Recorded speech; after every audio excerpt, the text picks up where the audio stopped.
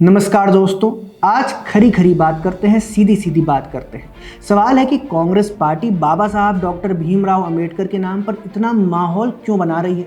कुछ सेकंड की क्लिप काटकर ऐसा प्रोपेगेंडा और एजेंडा क्यों फैला रही है। कांग्रेस पार्टी, राहुल गांधी और प्रियंका गांधी इतनी बुरी तरह से डॉक्टर अंबेडकर को राजनीतिक हथियार बनाने का प्रयास क्यों कर रहे हैं। इसके पीछे के कारण आप जानेंगे तो हैरान रह जाएंगे। आप डर जाएंगे और सोचने पर मजबूर हो जाएंगे कि क्या डॉक्टर अंबेडकर के साथ भी ऐसा किया जा सकता है। आज जो सच हम आपको बताने जा रहे हैं वो देश का कोई और मीडिया हाउस कभी नहीं बताएगा। तो इस वीडियो को पूरा देखिए, ध्यान से देखिए और शेयर ज़रूर कीजिए, जिससे कि अंबेडकर के नाम पर मलाई खाने का ख्वाब देखने वालों की सच्चाई जनता तक पहुंच सके। दोस्तों, गृह मंत्री अमित शाह ने राज्यसभा में कहा था कि कांग्रेस आज अंबेडकर करती है, लेकिन पहले कांग्रेस ने अंबेडकर के साथ कैसा व्यवहार किया ये बात पूरा देश जानता है।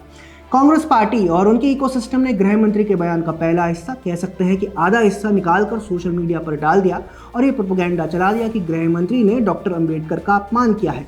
वैसे ऐसे काम करना पिछले कुछ वर्षों से कांग्रेसी राजनीति की धुरी बन चुका है, पर यह भी आवश्यक है कि ऐसे प्रोपेगेंडा का फैक्ट चेक होना चाहिए। जानते हैं कांग्रेस ने झूठी वीडियो निकालकर, फेक न्यूज़ बनाकर, वीडियो काट कर ये प्रोपेगेंडा क्यों फैलाया? क्योंकि उनके पास और कुछ बचा नहीं था। हम सभी जानते हैं ईवीएम के मुद्दे पर कांग्रेस का प्रोपेगेंडा उसी पर उल्टा पड़ गया है। इंडी गठबंधन के साथी भी कांग्रेस पार्टी के ईवीएम प्रोपेगेंडा से दूर भाग रहे हैं। उमर अब्दुल्ला ने साफ साफ कह दिया है कि जब कांग्रेस जीतती है तब ईवीएम सही और जब हारती है तब ईवीएम गलत। ऐसे कैसे चलेगा? The EVMs can't only be a problem when you lose the election because they're the same EVM. TMC के लोकसभा सांसद और ममता बनर्जी के भतीजे अभिषेक बनर्जी ने भी कांग्रेस से स्वयं को अलग कर लिया। उन्होंने कहा कि जो कहते हैं ईवीएम हैक हो सकती है, वे चुनाव आयोग में जाकर डेमो दे दें। जो लोग ईवीएम पे सवाल उठा रहे हैं, अगर उनके पास कुछ है तो इलेक्शन कमीशन को जाके वो डेमो दिखानी चाहिए। कांग्रेस पार्टी ईवीएम के मुद्दे पर जनता को मुंह दिखाने लायक नहीं बची थी। रही सही कसर महाराष्ट्र में चुनाव आयोग ने ईवीएम और वीवीपैट की गिनती करके पूरी कर दी। तकरीबन 1440 ईवीएम का मिलान वीवीपैट की स्लिप से किया गया। एक भी मिसमैच नहीं मिला। इसके बाद जनता के मन में भी यह बात बैठ गई कि ईवीएम पर कांग्रेस सिर्फ राहुल गांधी की अयोग्यता छिपाने के लिए नौटंकी कर रही है। कांग्रेस पार्टी भी ये बात समझ गई थी कि वे पकड़े गए हैं। यही कारण है कि इकोसिस्टम और कांग्रेस पार्टी बुरी तरह से बैकफुट पर थे। ईवीएम के साथ साथ कांग्रेस पार्टी और उसका इकोसिस्टम अडानी के मुद्दे पर भी एक्सपोज हो गया था। समाजवादी पार्टी हो, शरद पवार की पार्टी हो या फिर ममता बनर्जी की टीएमसी हो, सभी पार्टियां अडानी के मुद्दे पर कांग्रेस से दूरी बना रही थी। इंडी गठबंधन में ईवीएम के साथ साथ अडानी के मुद्दे पर भी कांग्रेस एकदम अकेली दिखाई दे रही थी। मजे की बात यह है कि सिर्फ इंडी गठबंधन की पार्टियां ही नहीं, बल्कि कांग्रेस के अपने सांसद पार्टी के ऊपर अडानी मुद्दे को लेकर सवाल उठा रहे थे। पीएम मोदी, जिन्हें शहजादा कहते हैं, वे राहुल गांधी कभी मास्क लगाकर, कभी अडानी की टी शर्ट पहनकर, कभी किसी और तरीके से स्वयं को खबरों में बनाए रखने के लिए संघर्ष कर रहे थे। कांग्रेस पार्टी बुरी तरीके से स्ट्रगल कर रही थी। उसके पास कोई मुद्दा नहीं बचा था। संसद का सत्र चल रहा है और पार्टी खाली हाथ है। ऐसी स्थिति में राहुल गांधी के नेतृत्व पर गंभीर सवाल उठने लगे। इंडी गठबंधन की पार्टियां कांग्रेस पार्टी से इंडी गठबंधन का नेतृत्व छीनने का दबाव बनाने लगी। पश्चिम बंगाल की मुख्यमंत्री ममता बनर्जी ने कहा कि मैं इंडी गठबंधन को नेतृत्व देने के लिए तैयार हूं। अखिलेश यादव ममता बनर्जी के लिए लॉबिंग करते दिखाई दिए। समाजवादी पार्टी के सांसद राम गोपाल ने तो ये तक भी कह दिया कि हम राहुल गांधी को नेता ही नहीं मानते। शरद पवार ने भी ममता बनर्जी के पक्ष में बयान दिया। हर तरफ से कांग्रेस पार्टी पर उसी के सहयोगी दल गठबंधन का नेतृत्व छोड़ने का दबाव बनाने लगे। ऐसे में पार्टी चौतरफा घिरी हुई थी। ऊपर से भाजपा, कांग्रेस और सोरोस समूह के मामले को लेकर भी आक्रामक दिखाई दे रही थी। भाजपा सांसदों ने संसद में सोनिया गांधी और सोरोस के कनेक्शन का मुद्दा उठाया। कांग्रेस पर यह आरोप लगे कि वे देश विरोधी सोच के इशारों पर चल रही हैं। ये आरोप भी लग रहे थे कि संसद शुरू होने से पहले हर बार विदेश से उन्हें निर्देश मिलते हैं और उसी अनुसार कांग्रेस देश में व्यवहार करती है। सोरोस के मुद्दे पर बुरी तरह घिरी कांग्रेस को बस एक उम्मीद थी कि प्रियंका गांधी वाड्रा संसद में बोलेंगी तब कुछ होगा। इकोसिस्टम को लगता था कि प्रियंका गांधी वाड्रा की नाक इंदिरा जैसी है, उनके भाषण से पार्टी के पक्ष में माहौल बनेगा, लेकिन यहाँ भी उन्हें निराशा ही मिली। प्रियंका गांधी वाड्रा का भाषण बुरी तरह से फ्लॉप हुआ। जनता ने उनके भाषण को राहुल गांधी के भाषण जैसा बताया और राहुल गांधी ने जो भाषण दिया उसमें उन्होंने तपस्या का मतलब है गर्मी पैदा करना बोलकर ज्यादा गुड़ गोबर किया। तपस्या का मतलब शरीर में गर्मी पैदा करना। ऐसी स्थिति में कांग्रेस पार्टी सरेंडर के मूड में थी। हथियार डाल दिए थे। जब कहीं से कुछ नहीं दिखाई दिया तब इकोसिस्टम ने फेक न्यूज वाला रास्ता चुना। याद कीजिए कैसे लोकसभा चुनाव के दौरान कांग्रेस पार्टी ने गृह मंत्री अमित शाह का ही आरक्षण पर दिए एक बयान को एडिट करके वायरल किया था। उस वीडियो को लेकर दिल्ली पुलिस ने कांग्रेस इकोसिस्टम के कई लोगों पर केस भी दर्ज किया है। वही आजमाया हुआ तरीका कांग्रेस इकोसिस्टम ने एक बार फिर अपनाया और गृह मंत्री अमित शाह की कुछ सेकंड की क्लिप निकालकर वायरल कर दी, जिससे हर तरफ से घिरी पार्टी को कुछ ऑक्सीजन मिल सके। दोस्तों, उम्मीद करते हैं कि अगर अभी तक आप वीडियो देख रहे हैं तो अब आप एक सवाल उठा सकते हैं। आप कहेंगे कि हम ये बात किस आधार पर कह रहे हैं। तो देखिए, राजनीति में क्रोनोलॉजी सबसे महत्वपूर्ण होती है और इस केस की क्रोनोलॉजी साफ साफ बता रही है कि कांग्रेस पार्टी ने हताशा में आकर गृह मंत्री अमित शाह की एक क्लिप काटकर फैलाई है। एडिटेड वीडियो फैलाने के बाद जो कांग्रेस ने किया वो भी इसको सिद्ध करता है कि पार्टी कुछ ना कुछ ऐसा करने के लिए तैयार बैठी थी। 17 दिसंबर की रात में उन्होंने शाह का फेक वीडियो फैलाया और 18 दिसंबर को देश के कई राज्यों में पार्टी ने मुद्दे को लेकर प्रदर्शन किया। सोशल मीडिया पर पूरा इकोसिस्टम आक्रामक तरीके से एक्टिव दिखाई दिया। ये अपने आप नहीं हुआ, राजनीति में कुछ भी अपने आप नहीं होता, बल्कि ये सब सुनियोजित तरीके से किया गया प्रतीत होता है। शायद ये इसलिए किया गया जिससे कि ईवीएम और अडानी मुद्दे पर जो कांग्रेस बैकफुट पर है, इंडी गठबंधन में नेतृत्व को लेकर जो फाइट चल रही है, सोरोस के मुद्दे पर जो सोनिया गांधी, राजीव गांधी फाउंडेशन और कांग्रेस पार्टी पर सवाल उठ रहे हैं, उसको इस शोर से दबाया जा सके और ये दिखाया जा सके कि पार्टी अभी भी जिंदा है। दोस्तों, अब एक सवाल और उठता है कि जो कांग्रेस पार्टी डॉक्टर अंबेडकर पर इतना शोर मचा रही है, वो कांग्रेस पार्टी और नेहरू गांधी परिवार क्या उनका इतना सम्मान भी करता है? आपके लिए इसका विश्लेषण हमारी सहयोगी हिमांशी बिष्ट करने आ रही है। धन्यवाद यश। दोस्तों, मेरे सहयोगी यश ने आपको अब तक समझाया कि कैसे कांग्रेस पार्टी ने स्वयं को गर्त से निकालने के लिए डॉक्टर अंबेडकर के नाम पर फेक वीडियो से प्रोपेगेंडा खड़ा किया है। अब मैं आपको जो बताने जा रही हूँ वो और ज्यादा ध्यान से समझिए। बात यह है कि कांग्रेस पार्टी आज राजनीतिक फायदे के लिए डॉक्टर अंबेडकर का इस्तेमाल तो कर रही है, उनके नाम पर कस्में खा रही है, उनके नाम के पोस्टर लिए घूम रही है, लेकिन कांग्रेस का इतिहास बताता है कि इस पार्टी ने कभी भी, जी हाँ, कभी भी अंबेडकर को वो सम्मान नहीं दिया जिसके वो हकदार थे। सम्मान तो छोड़िए, कांग्रेस पार्टी ने तो कई मौकों पर उनका अपमान किया है।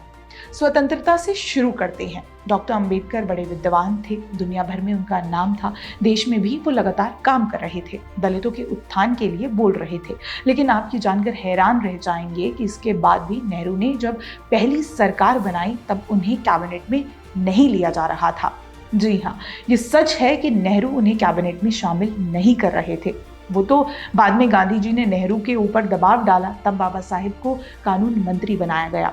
कानून मंत्री तो बना दिया, लेकिन जो वादे उनसे किए थे वो नेहरू ने पूरे नहीं किए और यही कारण है कि उन्होंने नेहरू कैबिनेट से इस्तीफा दे दिया था। अपने इस्तीफे में बाबा साहेब ने लिखा है कि उनसे वादा किया गया था कि उन्हें योजना आयोग दिया जाएगा, लेकिन वो वादा कभी पूरा नहीं किया गया। मजे की बात यह है कि बाबा साहेब अर्थशास्त्री थे, उन्होंने ही देश के रिजर्व बैंक का खाका तैयार किया था। उन्होंने रिजर्व बैंक की स्थापना का आधार तैयार करने वाले आरबीआई अधिनियम 1934 को बनाने में भी महत्वपूर्ण भूमिका निभाई थी।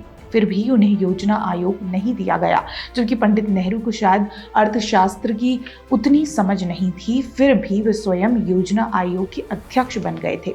यहाँ से डॉक्टर अंबेडकर के तिरस्कार का, अनादर का, अपमान का जो सिलसिला कांग्रेस ने शुरू किया वो लंबे समय तक चला। दोस्तों, इसके बाद अब बस गिनते जाइए। 1952 में स्वतंत्रता के बाद देश का पहला आम चुनाव हुआ। डॉक्टर अंबेडकर भी मुंबई सिटी नॉर्थ से चुनाव लड़े, लेकिन कांग्रेस ने उन्हें हराने के लिए साम, दाम, दंड और भेद समेत सब उपाय लगा दिए। उन्हें हराने के लिए कांग्रेस ने उन्हीं के सहयोगी नारायण काजरोलकर को उनके सामने खड़ा कर दिया। नेहरू ने इस चुनाव को अपनी प्रतिष्ठा का चुनाव बना लिया और स्वयं अंबेडकर के विरुद्ध चुनाव प्रचार किया। नतीजा ये हुआ कि अंबेडकर चुनाव हार गए। इसके बाद वे 1954 का उपचुनाव लड़े। कांग्रेस ने उन्हें वहां भी हरा दिया। ऐसा प्रतीत होता है मानो नेहरू जी ने ठान लिया हो कि अंबेडकर को लोकसभा में नहीं आने देना है। खैर, अंबेडकर लोकसभा नहीं जा पाए, वे राज्यसभा पहुंचे और देश के लिए काम करने लगे। लेकिन कांग्रेस ने उनके जख्मों पर मरहम लगाते हुए उन्हें हराने वाले नारायण काजरोलकर को 1970 में पद्म भूषण दे दिया। याद रखिए, तब तक बाबा साहेब को कोई पुरस्कार नहीं दिया गया था। अब और आगे बढ़ते हैं। डॉक्टर अंबेडकर के प्रति कांग्रेस का क्या भाव था वो इससे समझ आता है कि 1990 तक संसद के सेंट्रल हॉल में डॉक्टर अंबेडकर की तस्वीर नहीं लगी थी। अब आप समझिए, जिन अंबेडकर का नाम लेते हुए आज कांग्रेसी नेता घूम रहे हैं, उनकी एक तस्वीर तक कांग्रेस की सरकारों ने सेंट्रल हॉल में नहीं लगने दी थी। 1990 में गैर कांग्रेसी सरकार ने उनकी तस्वीर लगाई थी, जिसे भाजपा भी समर्थन दे रही थी। मजे की बात यह है कि राहुल गांधी जिन अंबेडकर की फोटो लिए घूम रहे हैं, उन अंबेडकर को उनकी पार्टी ने भारत रत्न भी नहीं दिया था। 1990 में आकर गैर कांग्रेसी सरकार ने मरणोपरांत उन्हें भारत रत्न से सम्मानित किया। याद रखिए, नेहरू ने 1955 में ही स्वयं को भारत रत्न दे दिया था। नेहरू की तरह ही इंदिरा गांधी ने भी स्वयं को 1971 में भारत रत्न दे दिया था, लेकिन किसी भी कांग्रेसी सरकार ने बाबा साहेब को भारत रत्न नहीं दिया। ये दिखाता है कि वो कितना सम्मान बाबा साहेब का करते थे। दोस्तों, अभी कांग्रेस ने बाबा साहेब का कैसे कैसे अपमान किया, इसकी कहानी बहुत लंबी है। हम अगर आपको सुनाते जाएं तो लंबा समय जाएगा, लेकिन फिर भी एक और किस्सा हम आपको जरूर बताएंगे। इस कार्टून को देखिए। हम ये कार्टून दिखाना भी नहीं चाहते, लेकिन आज जब कांग्रेस बाबा साहेब की हितैषी बन रही है तो मजबूरी में हमें दिखाना पड़ रहा है। 2006 में जब केंद्र में यूपीए की सरकार थी, कपिल सिब्बल शिक्षा मंत्री थे, तब ये कार्टून एनसीईआरटी की किताबों में छापा गया था। 2012 तक ये किताबों में बना रहा और फिर जब विवाद हुआ तब इसे हटाया। कार्टून में दिखाया गया है कि अंबेडकर संविधान पर बैठे हैं और पीछे एक कोड़े से नेहरू हाँक रहे हैं। कांग्रेस सरकार इस कार्टून से संदेश देना चाहती थी कि संविधान को बनाने में नेहरू का बड़ा योगदान है। ये बात राहुल गांधी के गुरु और इंडियन ओवरसीज कांग्रेस के अध्यक्ष सैम पित्रोदा भी कहते रहे हैं।